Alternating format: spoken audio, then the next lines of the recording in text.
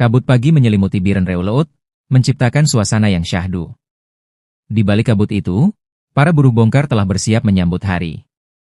Di base camp Simpang Biren Reuleut, mereka berkumpul, wajah lelah namun mata penuh harapan.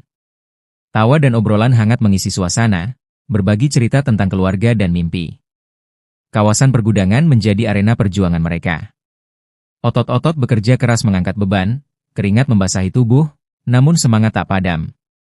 Mereka adalah pejuang kehidupan. Upah Rp15.000 menjadi ganjaran kerja keras.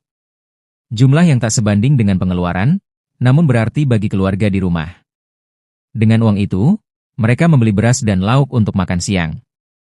Pagi mendung di Biren adalah lukisan kehidupan. Ada perjuangan, harapan, kebersamaan, dan cinta. Para buruh bongkar adalah pahlawan sejati, jiwa dari Biren Reuleut yang memberi semangat dan inspirasi.